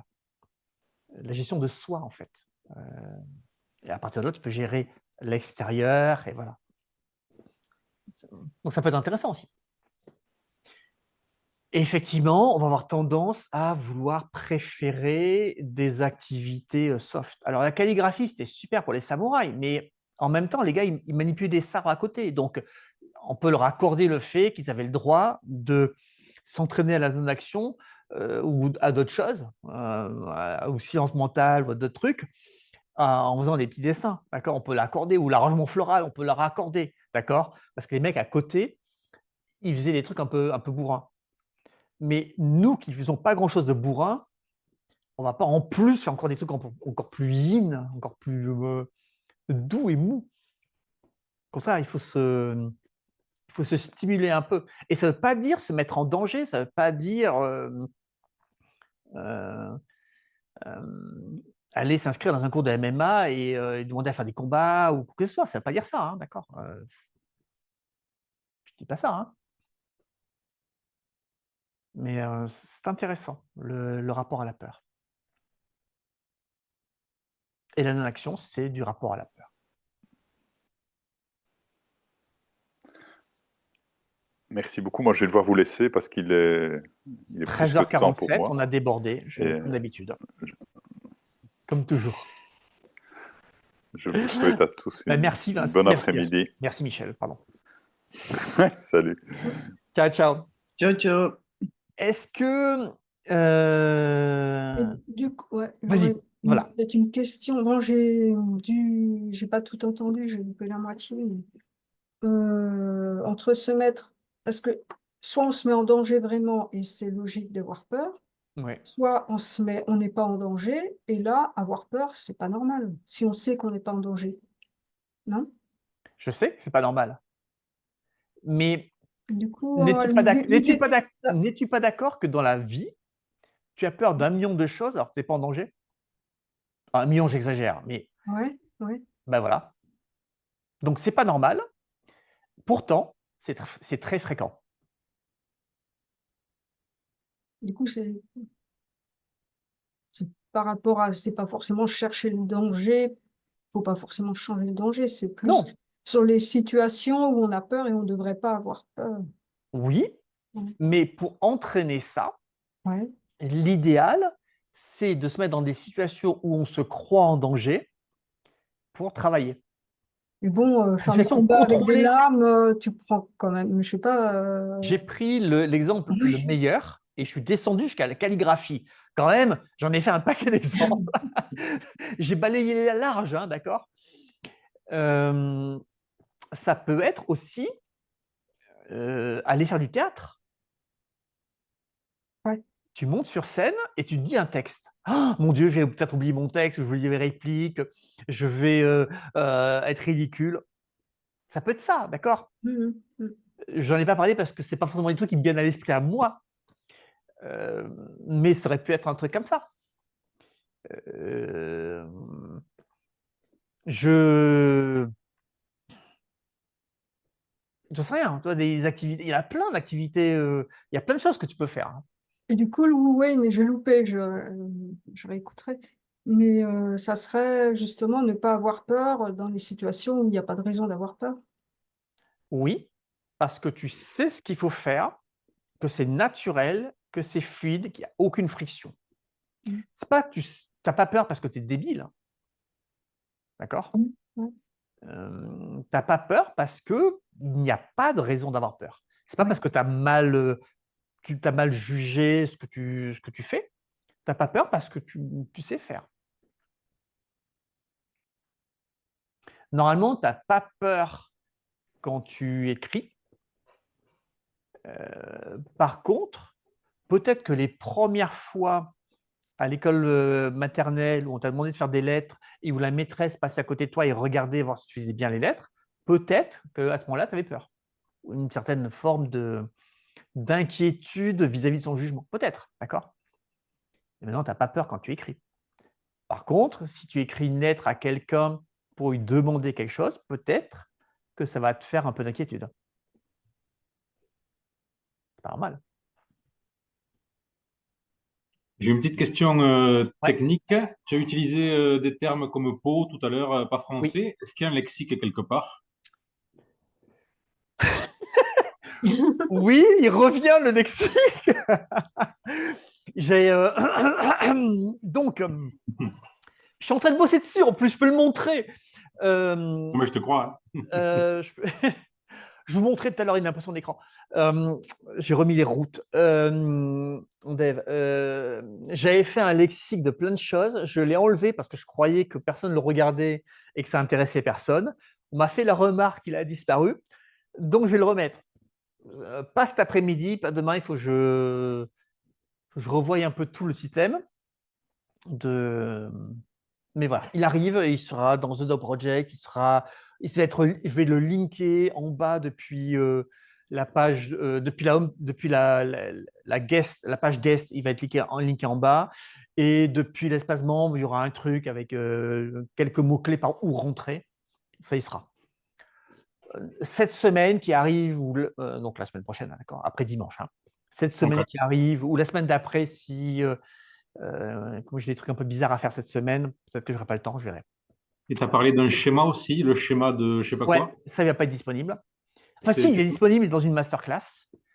Enfin, c'est le début qui est disponible dans une masterclass. On peut pas le trouver sur Google? Ok, ça répond. Merci. Non, non, pas du tout. C'est caché tout ça. Ok. C'est caché. Ça fait partie de l'ésotérisme, c'est vraiment les trucs cachés. Je ne sais pas si tu comptes le compléter, mais il me semble, pas mal de points, de mots qui n'étaient pas. Il n'y avait rien en fait, il n'y avait pas de définition. À un moment, j'avais un petit peu regardé. Alors, as-tu regardé dans le lexique? Je suis sûr qu'ils sont dans le lexique.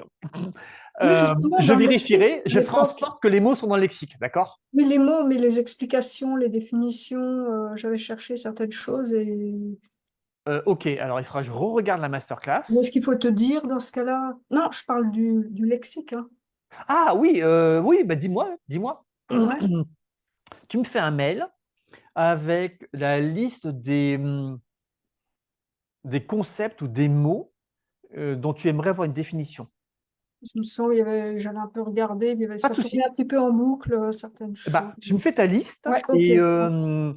et lorsque le lexique, enfin c'est une encyclopédie lexique, ok, et est en ligne, je les rajoute avec plaisir. Ouais, mais là, je sais plus, hein, c'était il y a longtemps, hein, mais si je retourne dessus quand je regarderai, si je vois des Voilà, choses, voilà. d'accord? C'est valable pour tout le monde. Voilà. Ouais. Si vous avez des trucs qui vous manquent, vous dites, ah, vous voyez, c'est pas marqué, tout ça. Voilà. Vous me le dites, je le rajouterai. D'accord? J'ai juste une petite question, Oui. justement, par rapport à petite mise en situation. Donc là, j'ai écouté, je me suis fait que j'aurai ma réponse au fil de l'échange. Et au fait, euh, donc je vois un peu ce que ça veut dire le oui. Mais donc j'ai une situation un peu concrète. Il y a un truc que je voulais annoncer à Céleste. Et il y a une part de moi qui disait non, trop tôt, trop tôt, trop tôt. D'accord? Et Mhm. au fait, il y avait cette part de moi, c'est comme si elle parlait de l'âme et de l'extérieur. Mhm. Et au fait, j'ai laissé entendre à Céleste la chose que je devais lui dire. Et mais c'est venu, c'est sorti de l'intérieur de moi au moment où je lui en ai parlé. Mhm. Bon, je vais peut-être être un peu. Est-ce que j'ai besoin d'être plus précise ou est-ce que Non, tu. non, non, non, non, Non, tu n'as pas besoin ok. de parler t'as pas besoin de parler de la chose, bien entendu. Céleste, c'est sa fille, hein, juste Oui, pour mettre du contexte. oui. C'est pas son chien, ou d'accord, c'est pas. Non. Voilà. Euh, dans la non-action, alors, dans l'adaptation, tu vas peut-être avoir ce moment où tu sens que ce n'est pas la bonne chose de faire. C'est-à-dire que le mental te dit Ouais. non, ça serait bien d'en parler, c'est le moment. Et au fond, toi, il y a un truc qui ne va pas. Ouais, voilà. Ouais. Là, c'était l'inverse, mais Ok. oui. Attends, Ouais. là, c'est l'adaptation qui freine. Ouais. Si ça sort cash, c'est alors que tu n'as pas voulu le dire, par exemple, Ouais. on est dans la non-action. Ok. Là, C'est ce que. Ok. on est, tu vois, entre un peu tout ça. Donc, tu as réfléchi, tu as analysé, tu pensais qu'il fallait le dire, en même temps, tu pensais qu'il ne fallait pas le dire. Donc, Mm. tu as du mental, tu as de l'adaptation ou du manque d'adaptation, peu importe. C'est pas bien, d'accord? Parce qu'on ne sait pas si c'était le bon moment ou pas. Donc, voilà. Et à un moment donné, ça sort, et donc là, on est dans la non-action. Et donc, on peut voir justement que ta non-action peut produire un mauvais résultat. Je n'ai pas dit que c'était le cas, hein, mais ça peut très bien Non, produire non. un mauvais résultat. Mais C'est pas… ça a produit un résultat, effectivement, l'enchaînement, les choses et le mouvement que ça a engendré ensuite, aussi bien pour elle qui du coup a très bien réagi et Tant ensuite ce mieux. que ça a impliqué pour moi. Oui, oui, c'est d'ailleurs j'ai été très surprise par positivement. Et après ce que ça a impliqué pour moi, le mouvement que ça a lancé dans ma propre vie, et du coup je me suis dit ah c'est marrant et le truc du coup de non agir, ça parlait vraiment, c'est sorti mais de deux, tu vois, ouais, ça faisait une ligne comme ça et c'est sorti de dedans, ça faisait Ok. et c'est tu vois alors Oh, que raisonnablement, j'aurais pu attendre. ok. Voilà. Donc là, on est littéralement dans toi qui a parlé. C'est pas la raison qui parle, c'est toi Ouais. qui a parlé. Ça aurait pu foirer, hein, attention. Dans Oui, oui, ça ce que aurait je pu disais foirer, avant, ouais. dans la Tout à non-action, il fait, n'y a ouais. pas Ouais. d'obligation de résultat. Ouais. Mm. Enfin, en tout cas, on n'a pas de question de résultat sur les conséquences. Les conséquences peuvent être pourries. On peut se Oui. tromper complètement, hein. Mm. Euh, euh, tu peux ne pas avoir peur de jouer une pièce féministe de théâtre, une pièce de paix féministe en Iran, machin, ça va mal finir quand même. D'accord? Mm. Donc tu peux le faire super bien, voilà. Mm. Juste, il manque d'adaptation, c'est pas le bon contexte pour faire ça. Mm. Tu vas juste Tout à très fait. mal finir. Mm. Euh, ce schéma-là, en fait, c'est ton rune, ton âme, la partie la plus immatérielle de toi qui a parlé. Elle a bypassé le mental et c'est sorti direct. C'est bien. C'est pour ça aussi que ça a fonctionné. Parce que D'accord. cette partie-là, elle se trompe rarement. Alors, elle se trompe À rarement. travailler et tout, oui, oui, non, mais tout Et à fait, avec toutes l'univers, c'est ces… pas elle. Donc, même Ah, si ce que tu ah, dis, c'est merde. juste, L'univers, c'est pas l'univers, les elle. gens peuvent filtrer, peuvent se bloquer, faire un caca nerveux et tout ça. Voilà. Mm. Même si tu as raison, même si ce que tu dis est juste au bon moment, c'est pas parce que c'est au bon moment et que c'est juste que la personne va nécessairement laisser entrer l'information à elle et que ça va la transformer. C'est pas obligé. Non, non, non, non, non. Voilà, Non, il y a non, une pas du tout. différence. Non. Ouais, Une ouais, différence. ouais. Là, on serait dans l'adaptation.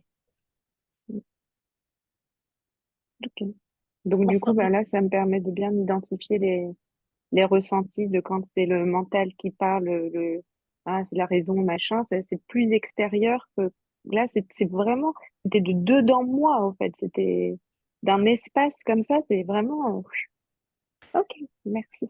Ça, c'est Ok. intéressant d'identifier les différentes voies, les différentes positions, les différentes manifestations de ce que vous estimez être vos pensées, vos motivations, tout ça. Mm. Il y a un vrai goût qui va être différent. Et plus on les identifie, mieux c'est. Parce qu'on va se rendre Mm. compte que c'est nos pathologies qui parlent. On va se rendre compte que c'est notre mental. On va faire oui, mais alors je pense que. On va se rendre compte que c'est une évidence sur notre esprit. On va se rendre compte que ça vient, que c'est un message du monde extérieur ou que c'est un message du monde invisible. du monde qui est plus grand que nous. Parce que le monde extérieur, il y a plein de Oui, trucs oui, qu'on voit pas. Mais oui. d'accord, voilà, du monde parfaitement yin ou du monde parfaitement yang. Il va pouvoir faire la différence entre tout ça. Alors là, je commence Et tout juste. Ça commence à s'éclaircir tout juste. Là, ça fait. ouais, Voilà, je là, le je dis pour commence les à autres. peine à cartographier. Ouais. Ouais, Je ouais, le dis mais pour les autres, c'est un ça, travail ça me très démontre. intéressant. Oui, oui, oui, c'est vachement. Ouais, ouais, ouais. Donc, Tu vois, je l'avais pas mis en mots comme ça, je l'avais pas. D'accord, je comprends. Et ben ouais, je commence tout juste. C'est intéressant. Ouais. et le seul auquel vous pouvez faire confiance, enfin, les deux Oui, seuls auxquels vous pouvez faire confiance, c'est celui qui vient de qui vous êtes réellement et celui qui vient de plus haut. Les messages du monde extérieur, du monde matériel, vous ne pouvez pas trop leur faire confiance. Alors, si c'est je sens qu'il va pleuvoir, oui, vous pouvez le faire confiance. Si c'est je sens que dans la forêt, il y a des gens, oui, vous pouvez lui faire confiance. Tout ça, vous pouvez lui faire confiance. Mais il y en a où, en fait, tu ne sais pas si ce qui te souffle le message veut ton bien ou pas. Donc, en fait, il faut faire attention avec ça. Donc, c'est pour ça que c'est intéressant. S'il y a une voix dans ta tête qui dit tue-le, et qu'elle ne vient pas de toi, ne le fais pas. D'accord. Mais le fait d'identifier la voix, de te rendre compte que ce n'est pas toi, te permet donc de te distancier de ça et de dire bah non, c'est pas marrant. c'est pas moi, pourquoi je ferais ça. D'accord. Donc, c'est pour ça que c'est important. Là, je rigole avec ces histoires de tue-le, mais pour être ultra sérieux 2 secondes, on peut avoir des voix dans notre tête ou des pensées. Une pensée, c'est une voix dans la tête, hein, d'accord, peut-être avec des images, hein, qui va nous dire la vie est trop dure, finis-en. Tu peux avoir ce genre de message. C'est important de savoir d'où il vient. Est-ce que ce message vient d'une intuition, vient de plus grand que toi? C'est jamais le cas. Est-ce qu'il vient d'une vision ultra claire de qui tu as sur toi? Est-ce qu'il vient de ton mental qui dit ouais, bon, là, il y a trop d'efforts à faire dans le monde, ouais, c'est bon, j'arrête? Ou est-ce que c'est un message qui vient de l'extérieur? Ah, vas-y, suicide-toi et tout. Il faut encore moins l'écouter, celui-là. Donc, c'est intéressant de reconnaître ces voix parce que vous alliez être sujet à un moment ou à un autre. Et là, sur suicide-toi, je prends un exemple fort et marquant, mais ça peut être des choses moins marquantes, mais qui t'entraînent vers une dégradation progressive. Mais c'est bon, une clope ou c'est qu'un verre d'alcool, d'accord. Et ça peut, je ne dis pas qu'un verre d'alcool va te tuer ou qu'une clope va te tuer, hein, mais c'est des messages qui peuvent t'entraîner parfois vers une dégradation. Donc, si tu reconnais l'origine du message, tu peux dire, je ne vais pas le faire là, mais tu lui fais un gros doigt d'honneur. Oui, oui, juste tu l'appliques pas, tu le laisses Voilà, passer. voilà, Ok, d'accord. Donc, c'est important ça. ok, ok. Cool, Et merci. dans le cas de l'exemple que tu viens de donner, tu dis ça peut jamais être un message qui vient de plus haut que soi, mais que tu Ouais. dis ça peut être de qui on est réellement. Ça peut arriver. Oui, ça peut arriver, absolument. Il peut y avoir des accès comme ça. Absolument. Ce qui est embêtant, hein. Je suis d'accord. Ce qui est embêtant. Ben, je sais pas, En fait, si on peut juger, c'est juste embêtant, mais pour info. est-ce qu'on a à juger Pardon, excuse-moi, vas-y, dis ce que tu voulais dire. Non, tu dis c'est embêtant, mais bon, si c'est comme ça que est-ce qu'on est-ce qu'on a à juger ce genre de choses à notre Oui, niveau? oui, parce que en même temps, tu as quelque chose à faire ici. Soit tu l'as fait, soit tu l'as pas fait. Si tu l'as pas fait, c'est comme de déclarer forfait ou tu es en train de faire un match de tennis, puis au bout du premier set, tu arrêtes, tu dis ouais, c'est bon, allez, j'arrête. Donc pour quelqu'un qui aurait déjà fait ce qu'il a fait, qui arrive au bout, non. Ouais, sauf qu'en fait, c'est pas possible. Ah. Donc c'est En non, fait, tu alors. peux toujours faire plus. Donc c'est Alors, bon après maintenant, je sais je pas peux... si c'est une bonne question. Oui, c'est une bonne question. Euh, je peux parfaitement comprendre que quelqu'un mette fin à sa vie parce que la souffrance est trop forte. Je peux parfaitement le comprendre.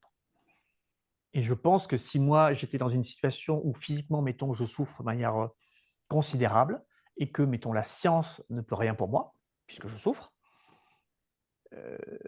je m'imagine parfaitement, sachant ce que je sais, dire bah, ok, j'arrête là. J'imagine parfaitement, d'accord? Donc je comprends Ouais. totalement ce point de vue-là. Hein. Ça va être des questions qui vont devenir vraiment d'actualité auxquelles on risque d'être Elles ont toujours été d'actualité. oui, mais d'autant plus avec ce qui va se passer. Bah, ils vont légiférer, hein. Mais c'est bien, Comment? hein. Ils vont bientôt légiférer Ah oui, pour oui, c'est en autoriser les train, suicides oui, assistés. oui. C'est bien, oui, c'est bien. Enfin, Oui, enfin, c'est bien. c'est une question qu'on doit se poser. Oui, c'est Ouais, ça va poser beaucoup liberté de absolue. questions. Ouais. C'est une question qu'on ne se posait pas avant parce que la médecine étant moins bonne, les gens crevaient, on n'en parlait plus. Mm. Mais voilà, d'accord.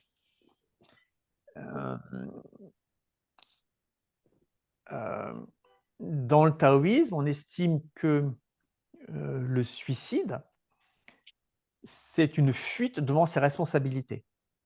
Maintenant, encore une fois, je peux parfaitement comprendre que lorsqu'on a une souffrance qui est trop grande, que qu'on ne voit pas l'issue, parce qu'on est coincé dans une situation où on n'a aucun outil pour s'en sortir, je peux comprendre parfaitement qu'on décide de sortir de la situation comme ça.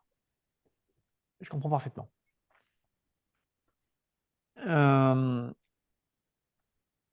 Nous, notre point de vue, c'est que c'est une fuite et que la situation, elle a toujours une issue et qu'il y a toujours un moyen d'en tirer parti. C'est notre point de vue, ce n'est qu'un point de vue, on peut en débattre, machin, tout ça, et ça n'a aucun intérêt, d'accord, d'en débattre. Puisqu'il y aura autant d'arguments pour que contre, il n'y a aucun intérêt. Donc c'est un choix personnel, les gens font ce qu'ils veulent. Je vous dis juste ce qu'on raconte chez nous. Donc, en fait, il n'y a aucune raison. Si, par exemple, si une voix dans ta tête te dit vas-y, finis-en, cette voix, qu'elle vient de toi et qu'elle vient du plus profond de toi, cette voix, elle manque de clarté sur quelque chose. Mm. Elle manque de clarté par rapport soit aux solutions que tu pourrais mettre en place. Et encore une fois, on ne te jette pas la pierre. Hein. Tu n'as pas l'information, tu n'as pas l'information. Ce n'est pas ta faute, d'accord?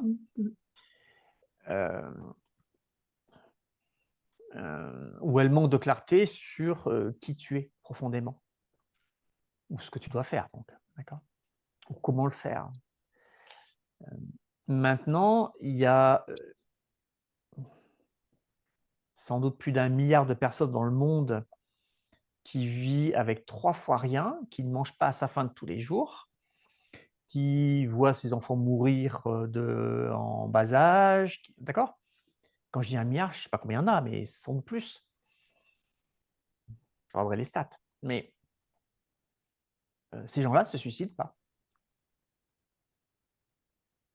Bon, il y a quand même des suicides, hein. Il y a quand même des suicides, hein. S'il y avait des suicides, le Sahel serait dépeuplé. Ah oui, oui, bah, mais il y en a quand même. Il y en a quand même. Il y en a Oui, pas. il y De a toute des gens façon, qui il vont meurt trop de monde. arrêter, mettons, qui vont par exemple se sacrifier pour d'autres. Ouais, Il y a des gens qui vont au bout d'un moment renoncer à la vie, d'accord? ouais, ouais. Mais ces populations, elles n'ont pas... Oui, pas de souci. Ces populations, elles ne disparaissent pas. Donc, au fond, nous, on a cette envie de vivre. Il faut juste se rappeler de ce truc-là et s'y accrocher. Encore une fois, je ne dis pas que c'est simple, hein, d'accord? Quand la vie te jette plein de choses à la face, je ne prétends pas du tout que ce soit simple de dire tout va bien aller, dans tous les cas, c'est que mon jugement sur les choses. Je ne prétends pas que ce soit simple. Ça demande un vrai travail, hein, d'accord.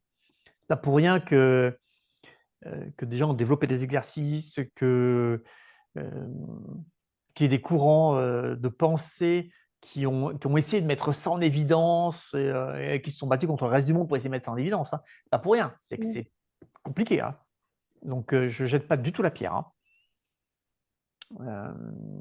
Je dis juste que ce n'est pas plus normal que de ne pas avoir le silence mental. Voilà, je dis juste ça.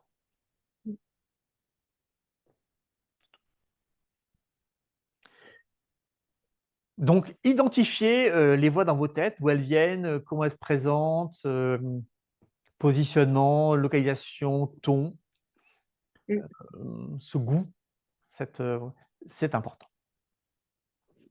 Ouais, ok. Bah, merci beaucoup. Et on va s'arrêter là, parce qu'on a encore largement débordé. Ah, Que moi, j'ai une grosse vidéo de 2 heures à monter avec plusieurs angles de vue et que ça va me prendre tout l'après-midi cette histoire et que j'ai promis qu'elle arrivait cet après-midi. Donc, je vais Bon courage. maintenant à faire du montage vidéo. Voilà. Donc, je suis désolé. Je peux Bon continuer à discuter courage. au longtemps, mais Proposer un thème pour la prochaine fois? très bonne idée, Vincent. Vas-y. Le jugement? Oh, trop simple. Ouais. non, bah alors du coup, moi j'ai autre chose. D'accord. Non, enfin, désolé, mais c'est Ceci. juger quand tu fais trop ou pas assez d'action. C'est un truc, ça me rend dingue. Je sais pas comment. Soit j'en fais trop, soit j'en fais pas assez. Je sais pas à quel moment, enfin, je sais pas quand pousser ou quand arrêter, en fait. Adaptation. Tu es en train de parler du fait que tu n'as pas d'adaptation. Et pourtant, quelle que soit la situation, de toute façon, je m'en sors. Mais c'est avec plus ou Visiblement, moins. non, c'est ce que tu viens de dire. Eh ben, bon, ok, ça va, je laisse tomber, je vais réfléchir dessus parce que j'ai pas compris. Tu as dit le contraire, hein. Tu as dit que tu avais du mal. Donc, c'est pas moi qui l'ai Mais dit, c'est toi. dans l'action, mais pas dans les. Ah, il y a différence entre action et situation alors. Bah, la situation, c'est la situation, on s'en fiche. Ben voilà, moi, la situation, je m'en fiche. Oui, effectivement, je m'y adapte toujours. Mais donc, c'est l'adaptation à savoir jauger le nombre. Enfin. L'adaptation, c'est quand tu fais ton action, elle est ni trop forte ni trop faible. Ah non, mais c'est pas ça. Le nombre d'actions. Enfin, je sais pas comment dire. Que ce soit le nombre ou la puissance, c'est l'adaptation, hein. Ok, bon, je vais aller là-dedans. Choisir le nombre de baffes et la puissance à laquelle tu vas les donner à ta fille, c'est de l'adaptation.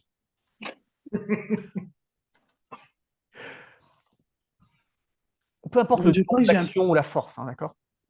Ouais, bon, je crois que j'ai un problème avec la définition des qualités, moi. Je mélange tout, hein. Putain. Yeah. Tranquille. Ah, bon. On Stop. parlera du jugement la prochaine fois. Et comme ça, on pourra parler de tes jugements aussi. Sur le fait que tu n'as pas de qualité ou que tu ne comprends rien en qualité. D'accord?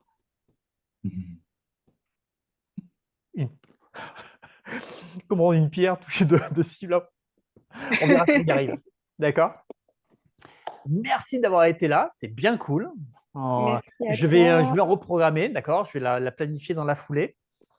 Parce que j'apprécie vraiment ces petits moments de discussion. Je trouve ça très intéressant.